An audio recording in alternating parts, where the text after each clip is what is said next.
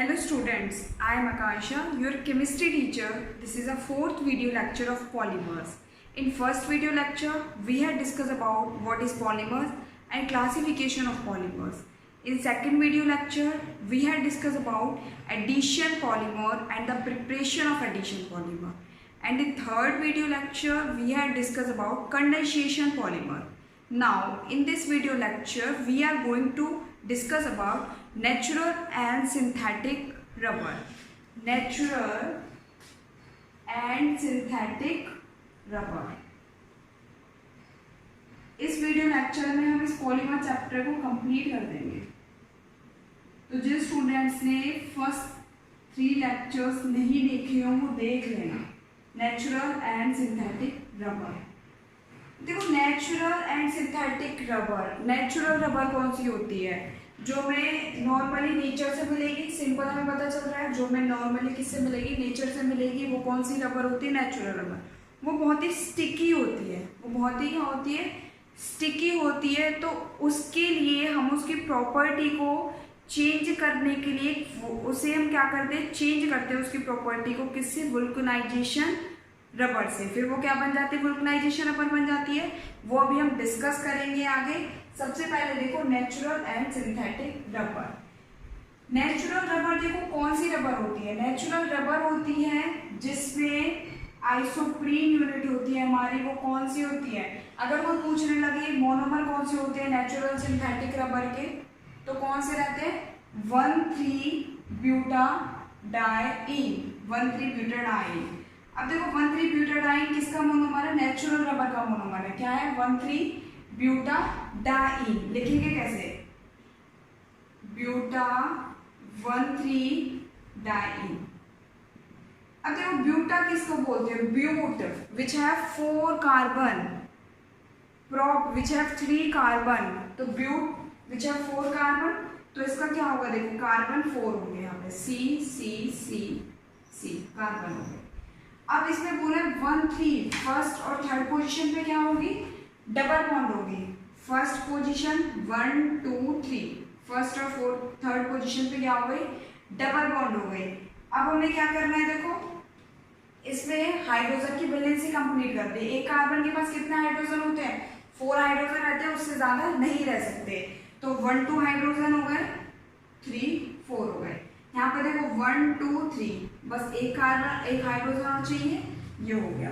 अब इधर देखो 1 2 3, तो इधर क्या हो गया? एक और कार्बन हो गया। इधर देखो 2 3 4। अब ये तो अब तक क्या बन गया? ब्यूटा 1,3-डाइन। अब इसमें क्या रहता है? 2-मिथाइल-ब्यूटा 1,3-डाइन।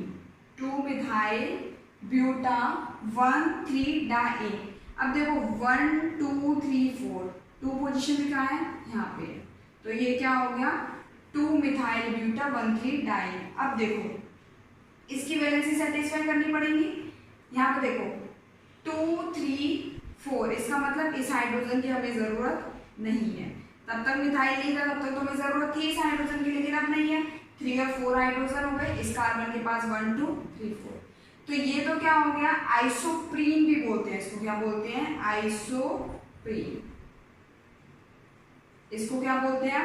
आइसोप्रीन भी बोलते हैं और 2-मिथाइल-ब्यूटा 1,3-डाइन भी बोलते हैं। मोस्टली यही यूज होगा आगे फर्दर, ठीक है।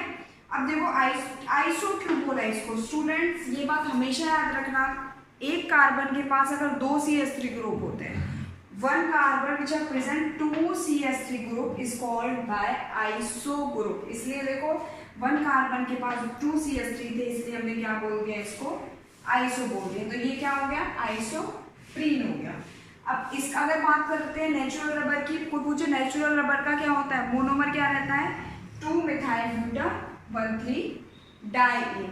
अब आ जाओ सिंथेटिक रबर के मोनोमर में। सिंथेटिक रबर का मोनोमर क्या रहता है?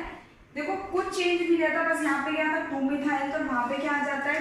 2-क्लोरो-ब्यूटा 1,3-डाइन। 2-क्लोरो-ब्यूटा 1,3-डाइन, ठीक है। अब देखो बताया था मैंने 4 कार्बन, सबसे पहले 4 कार्बन लगा लिए हमने। हाइड्रोजन भी सेटिस्फाई नहीं किए हैं, 1 3 पोजीशन पे डबल बॉन्ड लगा लिए हमने, ठीक है। उसके बाद 2 पे क्या है, क्लोरो है, ये हो गया 2 पे क्लोरो है। अब हाइड्रोजन सेटिस्फाई करो, 2 हाइड्रोजन, 1 2 3 4 इसकी वैलेंसी पूरी है हाइड्रोजन, 1 2 3 1 हाइड्रोजन एंड 2 हाइड्रोजन। इसको हम क्या बोलते हैं, न्यूक्लिन भी बोलते हैं, इसको क्या बोलते हैं, न्यूक्लिन भी बोलते हैं, और 2 क्लोरोब्यूटा 1 3 डाइन भी बोलते हैं। अब अगर हम बात करते हैं नेचुरल रबर का, क्या था, monomer buta 1 3 diene 2 methyl buta 1 3 diene, और अगर हम सिंथेटिक रबर की बात करते हैं तो क्या है, 2 क्लोरोब्यूटा 1 3 डाइन। अब ये तो हो गई कि मोनोमर की बात कर ली हमने, नेचुरल रबर और सिंथेटिक रबर के मोनोमर होते क्या है। नेचुरल रबर बता दिया जो नेचर से मिलता है, और देखो सिंथेटिक रबर क्या रहता है। अगर हम बात करते हैं सिंथेटिक रबर को फर्दर क्लासिफाई किया जाता है बूना एस और बूना एन में भी।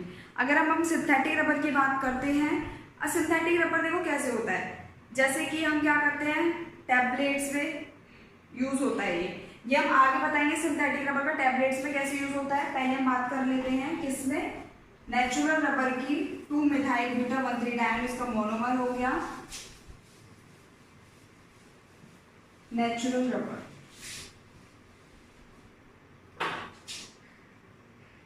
Natural rubber, natural rubber is a polymer of, natural rubber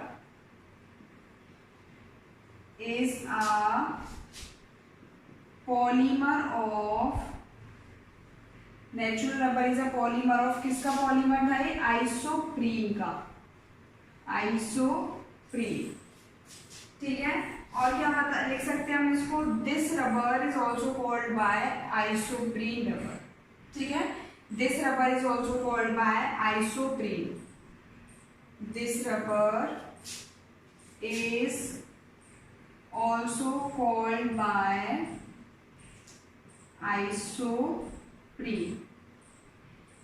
अब देखो तब तो ये हमारे पास नेचुरल रबर थी, ये आइसोप्रीन, लेकिन ये पॉलीमर में कैसे यूज होगा, हम पॉलीमर पढ़ रहे हैं ना, तो हमें इसको क्या बनाना पड़ेगा, पॉली आइसोप्रीन बनाना पड़ेगा। अब बताओ आइसोप्रीन का क्या फॉर्मूला था, 2 मिथाइल ब्यूटा 1 3 डाइन, यही था ना, 2 मिथाइल ब्यूटा 1 3 डाइन, कैसे था, 4 कार्बन, ये हो गए, ठीक है। उसके बाद 2 पे क्या था, मिथाइल था, इधर डबल बॉन्ड 1 3 पोजीशन पे CH2, इधर CH2, ठीक है। अब ये क्या है हमारे पास, 2 मिथाइल ब्यूटा 1 3 डाइन। अब इससे क्या होगा, पॉली आइसोप्रीन कैसे बनेगा, ठीक है। इससे क्या होगा, पॉली आइसोप्रीन कैसे बनता है हमारे पास, इधर भी बॉन्ड आ जाती है, इधर भी बॉन्ड आ जाती है, तभी तो बनता है पॉली आइसोप्रीन भी, पॉलीमर हमारा तभी फॉर्म होता है। तो अब इसमें देखो फॉर्मेशन कैसे होगी, इसको ध्यान से समझो। देखो इधर डबल बॉन्ड है और इधर डबल बॉन्ड है, ठीक है, इधर डबल बॉन्ड है, इधर भी डबल बॉन्ड है।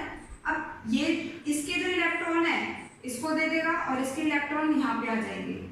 ऐसी से किसके साथ होगा, इसके साथ भी यही होगा ना, ठीक है। इसके पास देखो ये कार्बन हाइड्रोजन है हमारे पास और ये CH2 है, ठीक है। ये क्या होगा, एक इलेक्ट्रॉन इसके पास और एक, इसमें क्या होता है, फ्री रेडिकल मैकेनिज्म होती है। क्या होती है, फ्री रेडिकल मैकेनिज्म होती है। अब ये देखो, या तो ऐसे याद कर लो कि एक इलेक्ट्रॉन इसके पास जाएगा, इसके पास जाएगा, इसका मतलब इसमें क्या हुआ, होमोलाइटिक क्लीवेज हुआ, होमोलाइटिक क्लीवेज हुआ, ये बॉन्ड ब्रेक हो गई दोनों। अगर हमारे पास ये दोनों ही बॉन्ड ब्रेक हो गई तो इसका मतलब ये बॉन्ड क्या करेगा, यहाँ फॉर्म कर देगा। दोनों बॉन्ड ब्रेक हो गई तो एक बॉन्ड क्या हो जाएगी, यहाँ फॉर्म हो जाएगी, ठीक है। अब ये बॉन्ड ब्रेक हुई तो क्या बन गया हमारे पास स्ट्रक्चर, CH, यही हो गया, ये क्या हो गया हमारा सिंगल बॉन्ड CH3, इधर किसकी फॉर्मेशन होगी, डबल बॉन्ड की CH, ये हो गया N मॉलिक्यूल, ठीक है। स्ट्रक्चर क्या था हमारे पास, पहले जो स्ट्रक्चर था वही लिख देते हैं,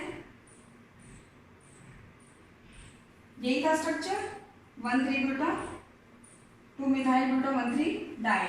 अब देखो ये क्या बन गया यहाँ पे, पॉली आइसोप्रीन, पॉली आइसोप्रीन कैसे बना, दोबारा देख लो एक बार, क्या था देखो, CH2 double bond CH3 CH double bond CH2, यही था। देखो ये बॉन्ड ब्रेक होगी ये दोनों बॉन्ड क्या होंगी, ब्रेक होंगी। अब ये जो बॉन्ड ब्रेक होगी, एक इसके पास कार्बन, इसने बॉन्ड सेटिस्फाई कर लिया, एक इसके पास आ जाएगा, और जो तुम्हारा एक बचा हुआ वो क्या आ जाएगा, बॉन्ड यहाँ पे आ जाएगा। क्योंकि देखो इसके पास भी 2 इलेक्ट्रॉन थे, इसने एक इलेक्ट्रॉन यहाँ पे दे दिया, एक बचा हुआ वो यहाँ पे आ गया। सेम इसके साथ था, एक यहाँ पे आके बॉन्ड फॉर्म कर ली और एक क्या हो गया, यहाँ पे आ गया, इसलिए डबल बॉन्ड क्या आ गई, यहाँ पे आ गई। ये तो तुम्हारा समझने के लिए था। अगर हम देखो लर्न करने का तरीका कैसे रख सकते हैं, double bond change into single bond. यहाँ पे डबल बॉन्ड थी, क्या आ गया, सिंगल बॉन्ड आ गई, सिंगल बॉन्ड थी, डबल बॉन्ड आ गई। उसके बाद देखो डबल बॉन्ड थी, यहाँ पे क्या आ गई, सिंगल बॉन्ड। तो ये क्या बन गया, पॉली आइसोप्रीन। ठीक है, पॉली आइसोप्रीन बन गया, और इसे क्या बोलते हैं, नेचुरल रबर भी बोलते हैं। आगे समझ में नेचुरल रबर क्या था, फॉर्मेशन ऑफ पॉली आइसोप्रीन। अब यहाँ से देखो नेचुरल रबर को हम ऐसे ही यूज में नहीं ले सकते, क्योंकि वो क्या होती है, बहुत ही स्टिकी होती है। वो क्या होती है, बहुत ही स्टिकी होती है, तो उसे हम ऐसे यूज में नहीं ले सकते। तो उसके लिए हम क्या करते हैं, एक वुल्कनाइजेशन रबर नाम दिया जाता है। वो कैसे होती है कि जो हमारे पास नेचुरल रबर होती है उसको क्या करते हैं, हम हीट करते हैं, किसके साथ, सल्फर के साथ हीट करते हैं। ठीक है, उससे क्या होती है, उसकी जो प्रॉपर्टी होती है नेचुरल रबर की, वो क्या हो जाती है, इम्प्रूव हो जाती है, और उसे क्या बोलते हैं, वुल्कनाइजेशन रबर बोलते हैं। तो the process of heating of natural rubber with sulphur to improve its property is called by vulcanization rubber. उसमें क्या रहता है, देखो जैसे इस टाइप से चेन रहती है, इस टाइप से चेन रहती है, उसको S8, सल्फर किस स्टेट में मिलता है, S8 की फॉर्म स्टेट में मिलता है। इस टाइप से क्या होता है, उसमें S कंबाइन हो जाते हैं। ठीक है, S क्या हो जाते हैं, इस टाइप से उसमें कंबाइन हो जाते हैं, तो इधर से क्या आ जाती है, वुल्कनाइजेशन रबर। इसका स्क्रीनशॉट ले लो पहले। अब देखो उसमें क्या रहता है, वुल्कनाइजेशन रबर की डेफिनेशन क्या हो जाती है, फिर इसी में चेंज आ जाएगा। उसमें कैसे चेंज आ जाता है, S के साथ अटैच हो जाता है, किसके साथ, सेम यही H के साथ क्या हो जाता है, अटैच हो जाता है। ठीक है, किसके साथ हो गया, S के साथ अटैच होगा, ऐसे ही फर्दर आगे होते जाएंगे, चेन बनती जाएगी। तो वुल्कनाइजेशन रबर क्या होगा, वुल्कनाइजेशन rubber the process of heating natural rubber with sulfur, natural rubber with sulfur to improve its properties is called by vulcanization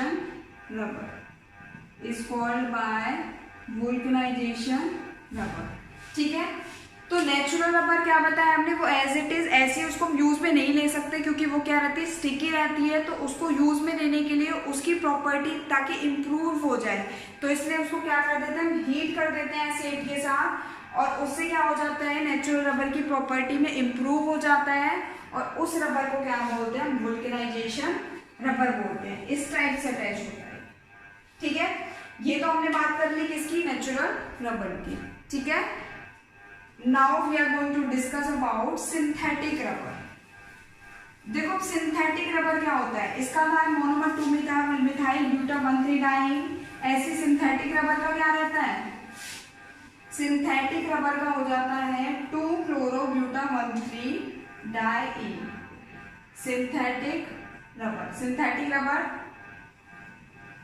synthetic rubber is also called by neoprene. अब देखो न्यूप्रीन की फॉर्मेशन होती कैसे है, न्यूप्रीन क्या था, 2-chloro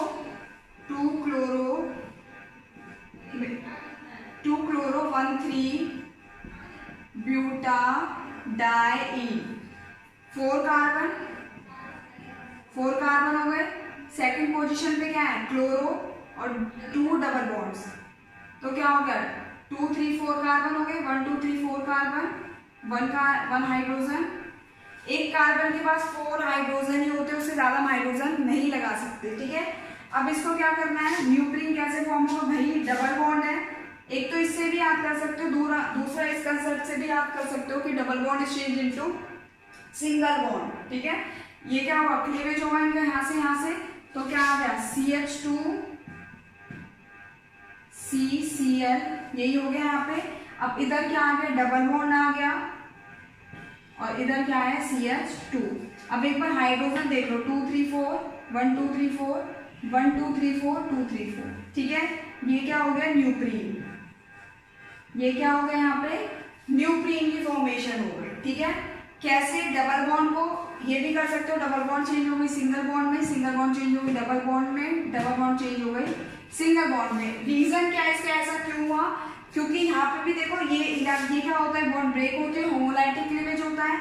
इसका देखो, इसमें इलेक्ट्रॉन्स थे, एक इलेक्ट्रॉन इसके पास गया, एक इसके पास गया, तो एक इसके पास आया, दोनों में मिलकर यहाँ पे क्या कर ली, डबल बॉन्ड फॉर्म कर ली, एक इसके पास चला गया, इधर इसने क्या कर ली, बॉन्ड फॉर्मेशन कर ली।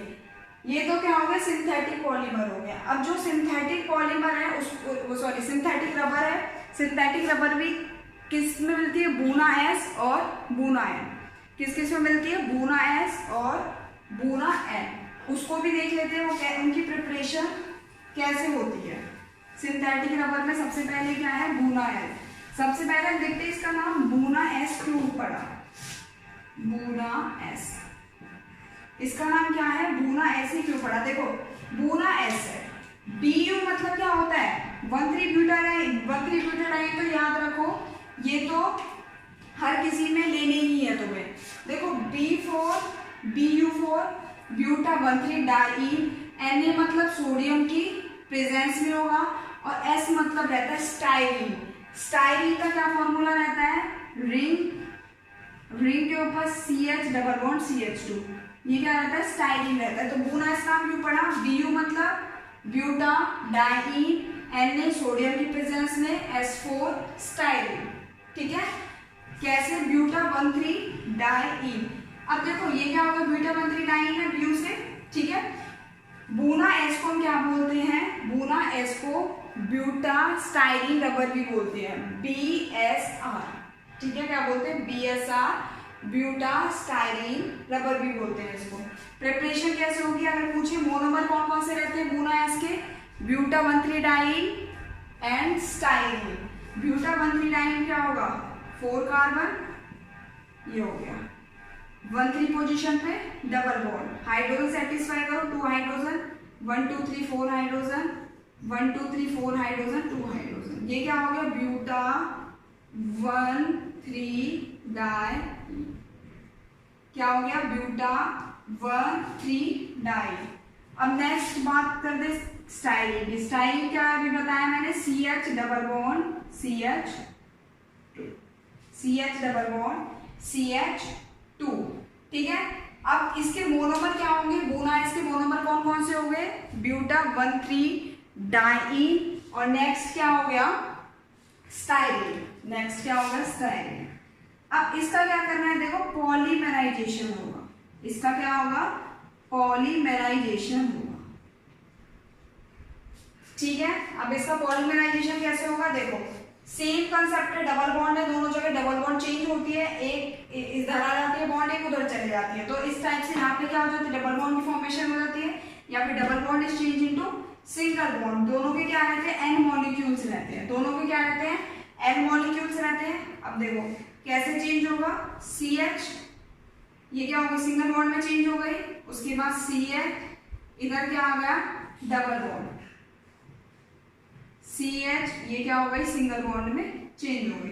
2 3 4, पहले हाइड्रोजन देख लो, 1 2 3 4 1 2 3 4, CH हो गया। यहाँ पे देखो किससे अटैच होगा, CH single bond, double bond किस में हो जाएगी, सिंगल बॉन्ड में हो जाएगी, ठीक है। इधर क्या आ गया, इस टाइप से, ठीक है। अब हाइड्रोजन देख लो, करके हाइड्रोजन देख लिया, और देखो 1 2 3 हाइड्रोजन है, 4 हाइड्रोजन हो गए, इधर देखो 1 2 3 4 हाइड्रोजन है, सही है। और इधर क्या हो गया, इस टाइप से इसके N मॉलिक्यूल्स आया। समझ में कैसे हुआ, ये कंसेप्ट तो हम वहीं पढ़ चुके हैं, ब्यूटा 1,3-डाइन में यहाँ पे डबल बॉन्ड कैसे आती है, ठीक है। ये तो कंसेप्ट हमने वहीं देख लिया। उसके बाद देखो क्या होगा, CH2 single bond CH double bond C, ये हमारे पास क्या बन गया, बूना एस। ये क्या हो गया हमारे पास, बूना एस हो गया। ठीक है, कैसे बना, ब्यूटाबेंथ्रीडाइन की किसके साथ कर दी, स्टाइरीन के साथ कर दी, और ये हमारे पास प्रोडक्ट बन गया जिसको क्या बोलते हैं, बूना एस बोलते हैं। अगर इसके मोनोमर की बात करते हैं तो क्या आ जाएगा, ब्यूटाबेंथ्रीडाइन एंड स्टाइरीन क्या हो गए, इसके मोनोमर हो गए। किसकी फॉर्मेशन हो गई, फॉर्मेशन ऑफ बूना एस। अगर हम इसकी यूजेस की बात करते हैं, it is used in rubber cutting boards, it is used in rubber cutting boards में इसका क्या होता है, यूज होता है। ठीक है, किसमें, रबर कटिंग बोर्ड्स में इसका यूज होता है। ये कंप्लीट हो गया बूना एस। अब नेक्स्ट बात करेंगे हम इसमें किसकी, बूना एन की। किसकी बात करेंगे नेक्स्ट, हम बूना एन की बात करेंगे। इसमें बूना एन में देखो, इसमें भी क्या होगा, इसमें मोनोमर क्या क्या था, 1,3 ब्यूटाबेंथ्रीडाइन था। ठीक है, और उसमें मोनोमर क्या हो जाएगा, ब्यूटाबेंथ्रीडाइन के साथ एक्राइलोनाइट्राइल। ठीक है, एक्राइलोनाइट्राइल का फॉर्मूला क्या होगा, CH डबल बॉन्ड एक्राइलोनाइट्राइल। ठीक है, 1 2 3 4 हो गया यहाँ पे। ये क्या होगा, CH2 double bond CH acrylonitrile. ठीक है, अब ये क्या था, बूना एन। ठीक है, बूना एन था, बूना एन में 1,3 ब्यूटाडाइन तो क्या रहेगा, सेम रहेगा, और इधर क्या हो जाएगा, एक्राइलोनाइट्राइल हो जाएगा। ठीक है, अब इसका देखो वही कंसेप्ट है सेम। अगर इसमें मोनोमर पूछ ले, बूना एन के मोनोमर क्या होंगे, ब्यूटाबेंथ्रीडाइन एंड एक्राइलोनाइट्राइल। इसका क्या कर दो, पॉलीमराइजेशन होगा, यहाँ से देखो पॉलीमराइजेशन होगा, मोनोमर कौन कौन से होंगे, ब्यूटाबेंथ्रीडाइन एक्राइलोनाइट्राइल। देखो कैसे होगा, CH2, ये पता ही है इसका कंसेप्ट, यहाँ पे डबल बॉन्ड क्यों आती है, ये दोनों बॉन्ड क्या हो जाते हैं, होमोलाइटिक क्लीवेज होता है, या फिर डबल बॉन्ड चेंज किसमें हो गई, सिंगल बॉन्ड में चेंज हो गई। इधर क्या आ जाएगा, CH double bond CH, single bond में चेंज हो गई CH2। उधर से देखो CH2 CH CN। ठीक है, ये हो गया 1 2 3 4। अब एक बार हाइड्रोजन देख लो, 2 3 4 हो गया, 1 2 3 4 2 1 2 3 4 हो गए टोटल। इधर 2 3 4 हो गए, 2 3 4 1 2 3 4 एन 1। ठीक है, ये क्या हो गया, बूना एन की फॉर्मेशन हो गई। किसकी हो गई, बूना एन की फॉर्मेशन हो गई। अगर हम इसके यूजेस की बात करते हैं, इसके यूजेस क्या रहते हैं, यूजेस देखो, it is used in printing rollers, it is used in printing rollers. किसमें यूज होता है, प्रिंटिंग रोलर्स में इसका यूज होता है। ठीक है, ये तो क्या हो गया, बूना है। तो ये हमारी सिंथेटिक रबर कंप्लीट हो गई। सिंथेटिक रबर क्या आती है, जिसमें हमने दो पढ़ लिए, बूना एस और बूना एन। अब इस पॉलीमर्स में हमारा लास्ट टॉपिक आता है, जो क्या है, बायोडिग्रेडेबल पॉलीमर्स। बायोडिग्रेडेबल पॉलीमर्स, ये हमारा लास्ट टॉपिक है पॉलीमर यूनिट का, biodegradable polymers. Biodegradable polymers are those polymers which are degraded by microorganism, and the biodegradable polymers which do not cause any effect in the environment, तो अगर इसकी definition की बात करते हैं तो क्या हो जाएगी, biodegradable polymer are degraded by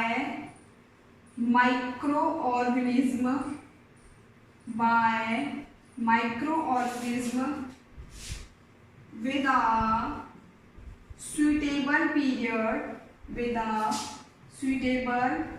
period and biodegradable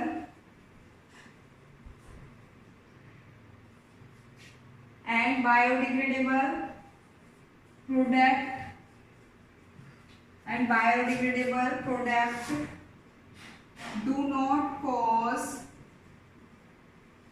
any serious effect on the environment. Biodegradable polymers are degraded by microorganisms with a suitable period, and biodegradable products do not cause any serious effect on the environment. मतलब इनका कोई affect नहीं होता environment में। देखो इसको आप कैसे समझ सकते हो, देखो जो हम कई बार यूज करते हैं कैप्सूल खाने के लिए, फीवर हो जाता है तो हम क्या करते हैं कैप्सूल का यूज करते हैं खाने के लिए। तो उसमें क्या होता है, ऊपर कोटिंग लगी हुई होती है, ठीक है, ऊपर क्या होती है कोटिंग लगी हुई होती है, वो बायोडिग्रेडेबल ही रहता है। जो कोटिंग रहती है उसके अंदर जो भी फिल हुआ होता है वो रहता है यूजफुल तो हमारा, लेकिन जैसे ही वो हमारी बॉडी में जाता है तो क्या होता है वो कोटिंग अपने आप रिमूव हो जाती है और जो उसमें फिल होता है वो हमारी बॉडी के लिए क्या होता है यूजफुल होता है और उससे हमारा वर्क होता है। तो इसका मतलब उसका क्या हुआ, कोई भी कॉज तो नहीं हुआ इन्वायरमेंट में, हमारी बॉडी पे कोई भी उसका साइड इफेक्ट तो नहीं हुआ। तो यही क्या होता है बायोडिग्रेडेबल होता है कि इस टाइप से होना कि उसका कोई भी इन्वायरमेंट पे कॉज ना हो, तो वो क्या होता है बायोडिग्रेडेबल पॉलीमर बोलते हैं उसको, ठीक है। जो किससे डिग्रेडेड होता है, माइक्रो ऑर्गेनिज्म से होता है और कोई भी उसका अफेक्ट नहीं रहता इन्वायरमेंट में। वैसे तो बहुत सारे होते हैं बायोडिग्रेडेबल पॉलीमर्स, लेकिन इसमें क्या है हमें दो की स्टडी करनी है, सिलेबस में दो ही है, PHDV और नेक्स्ट है हमारा नायलॉन 2 नायलॉन 6, ठीक है। तो हम नेक्स्ट इसके एग्जाम्पल एग्जाम्पल देखो बायोडिग्रेडेबल पॉलीमर में PHDV, ये मोस्टली PHDV के नाम से ही आता है। फुल फॉर्म क्या है, पॉली बीटा हाइड्रोक्सी ब्यूटाइलेट को beta hydroxy valerate, poly beta hydroxy butyrate को बीटा हाइड्रोक्सी वैलेट, ठीक है। अब ये फॉर्म कैसे होता है, फॉर्म कैसे होता है 3 hydroxy butanoic acid 3 hydroxy pentanoic acid. अगर हम इसके मोनोमर की बात करते हैं कौन कौन से रहते हैं, 3 हाइड्रोक्सी ब्यूटेनोइक एसिड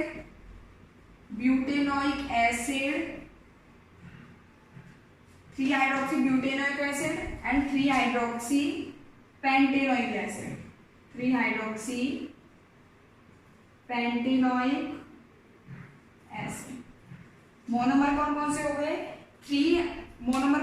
गए, 3 hydroxy butanoic acid 3 hydroxy pentanoic acid. अब देखो हाइड्रोक्सी मतलब क्या रहता है OH ग्रुप, ब्यूटेन मतलब क्या है 4 कार्बन, ऑइक एसिड का मतलब क्या है कार्बोक्सिलिक एसिड है, कौन सा ग्रुप है COOH है। तो सबसे पहले हमें क्या बनाने होंगे 4 कार्बन बनाने होंगे, ठीक है। 1 2 3 एक कार्बन हमने यहाँ पे लगा दिया, 1 2 3 4 कार्बोक्सिलिक एसिड का कार्बन है जिसका क्या होता है कार्बन काउंट होता है। मैंने बताया था कार्बोक्सिलिक एसिड और एल्डिहाइड कौन से ऐसे कार्बन है जिसके कार्बन काउंट होते हैं। अब देखो हमेशा नंबरिंग कहाँ से स्टार्ट होती है, फंक्शनल ग्रुप जहाँ पे होता है। अब फंक्शनल ग्रुप क्या है यहाँ पे, तो यहाँ से देखो 1 2 3 पे क्या है हाइड्रोक्सी, हाइड्रोक्सी क्या रहता है हमारा OH, हाइड्रोक्सी क्या रहता है OH रहता है। अब इनके हाइड्रोजन सेटिस्फाई कर दो 1 2 3, इसका मतलब एक हाइड्रोजन यहाँ होगा। अब नेक्स्ट देखो इधर कितने हाइड्रोजन हो जाएंगे, 2 हाइड्रोजन हो जाएंगे 2 3 4, ठीक है। इधर 3 3 4। समझ आया कैसे हुआ, ब्यूटेनिक एसिड है, सबसे पहले क्या कर लिया हमने 4 कार्बन लिख लिए 1 2 3 4 कार्बन। उसके बाद 3 पे क्या है हाइड्रोक्सी है, इसका मतलब OH ग्रुप किस पे लगेगा 3 पोजीशन पर लगेगा 1 2 3, ठीक है। तो क्या नाम हो गया 3 हाइड्रोक्सी ब्यूटेनोइक एसिड। नेक्स्ट आ जाओ 3 हाइड्रोक्सी पेंटेनोइक एसिड, कितने कार्बन लग जाएंगे 4 कार्बन लग जाएंगे, कार्बन लगा दो। फर्स्ट तो ये हमारा क्या हो गया फंक्शनल ग्रुप एसिड ही हो गया, 1 2 कार्बन 3 कार्बन 4 एंड 5 कार्बन। या तो ऐसे लगा दो 5 कार्बन या फिर इसको ऐसे भी लगा सकते हैं 5 कार्बन, ठीक है। और 3 पे क्या है 1 2 3 पे क्या है हाइड्रोक्सी, हाइड्रोजन सेटिस्फाई करो। इधर कितने हाइड्रोजन आएंगे 2 हाइड्रोजन 1 2 3 4 हाइड्रोजन, इधर 2 हाइड्रोजन, इधर 3 हाइड्रोजन। आया समझ में, ध्यान से देखो 3 हाइड्रोक्सी ब्यूटेनिक एसिड था 1 2 3 में हाइड्रोक्सी लगा दिया, और 4 कार्बन हो गए। ऐसे यहाँ पे 1 2 3 पे हाइड्रोक्सी लगा दिया, 1 2 3 4 5 पेंटेनॉइड हो गया। ठीक है, अब क्या करना है, पॉलीमराइजेशन करना है। पॉलीमराइजेशन क्या रिमूव होगा, H2O रिमूव होगा, तो क्या है, कंडेंसेशन पॉलीमर है। अगर इसके मोनोमर की बात करें तो कौन से हो गए, 3 हाइड्रोक्सीब्यूटानोइक acid, 3 hydroxy pentanoic acid.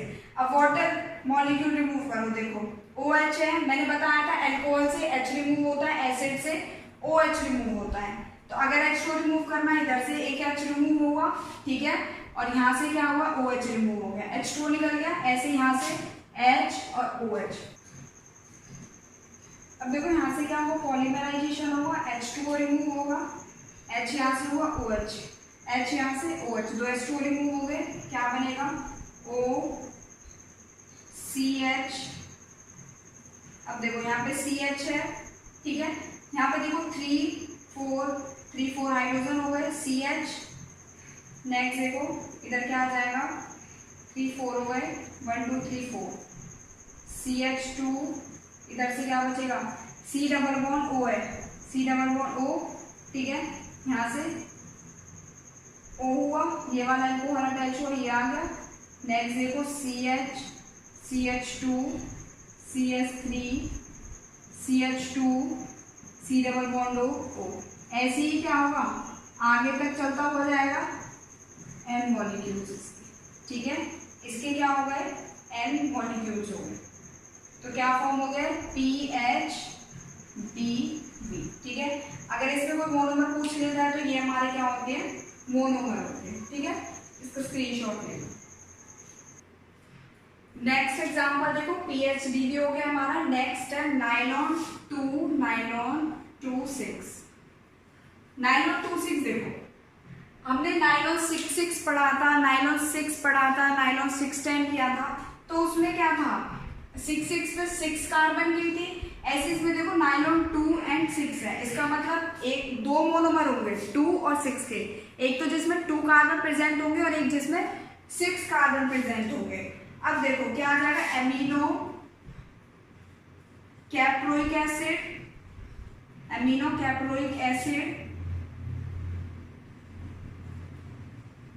And glycine, ये दोनों क्या होंगे, इसके मोनोमर रहेंगे। अगर हम मोनोमर की बात करें कौन कौन से रहेंगे, amino caproic acid and glycine. अब इनके स्ट्रक्चर क्या होंगे, एमिनो कैप्रोइक एसिड, इसका मतलब क्या, NH2 है। अब देखो नाइलॉन 2, इसका मतलब 2 ही कार्बन होंगे। नाइलॉन किस किस से मिलकर बन रहे थे, एमीन ग्रुप से और एसिड ग्रुप से। एमाइड्स में बताया था ना किस किस से मिल रहे थे, एमीन से और एसिड से। तो ये क्या हो गया, CH2, 2 कार्बन प्रेजेंट होंगे, तो इसका मतलब 1 तो क्या है, एसिड है, और एक ये नाइलॉन 2 बन गया। अब नेक्स्ट अगर हम बात करते हैं 6 का होगा ग्लाइसिन, ठीक है, वही सेम NH2 होगा। अब इसमें कार्बन कितने होंगे, CH2, इधर 5 कार्बन हो गए, और एक हमारे पास क्या हो गया, एसिड हो गया, दोनों के N मॉलिक्यूल्स हो गए, दोनों के क्या हो गए, N मॉलिक्यूल्स हो गए। ठीक है, NH2 ये तो क्या हो गया, एमिनो कैप्रोइक एसिड हो गया, ग्लाइसिन हुआ, क्योंकि 6 था, 6 यूज कर लिया, 5 और 6। पॉलीमराइजेशन करेंगे, पॉलीमराइजेशन में क्या होता है, H2O रिमूव होता है, और इसमें मैंने सिंपल ट्रिक क्या बताई थी, एमाइड से केस में एसिड में से OH रिमूव होता है और एमीन में से H रिमूव होता है। अगर एल्कोहल करते हैं तो एक H यहाँ से जाएगा, OH, H2O HOH, या फिर सिंपल NH है, NH2 है, एक H रिमूव होगा, NH CH2 C double bond O, इधर से क्या बचेगा, ये तुम्हारा क्या कंबाइन हो जाएगा, OH तो रिमूव ही हो गया, इधर से क्या आ गया, NH आ गया, CH2 5, next OH remove, C double bond O, N molecule. किसकी फॉर्मेशन हो गई है, नाइलॉन 2 और 6 की। किसकी फॉर्मेशन हो गई, नाइलॉन 2 6 की फॉर्मेशन हो गई। ओके, ठीक है, इसका स्क्रीनशॉट ले। ये नाइलॉन 2 6 कंप्लीट हो गया। तो स्टूडेंट्स यहाँ पे हमारा पॉलीमर्स कंप्लीट हुआ। आज हमने क्या क्या देखा, सबसे पहले नेचुरल रबर और सिंथेटिक रबर, उनकी मोनोमर्स क्या थे, उसके बाद नेक्स्ट बुनाएंड बायोडिग्रेडेबल पॉलीमर्स क्या रहते हैं, ठीक है। उसके बाद बायोडिग्रेडेबल पॉलीमर्स के बहुत सारे एग्जांपल्स रहते हैं, लेकिन दो एग्जाम्पल इसमें मेन होते हैं जो हमारे सिलेबस में है, PHBV and next nylon 2 and nylon 2,6 की फॉर्मेशन कैसे होती है। तो पॉलीमर्स चैप्टर हमारा कंप्लीट हुआ यहाँ पे। Thank you.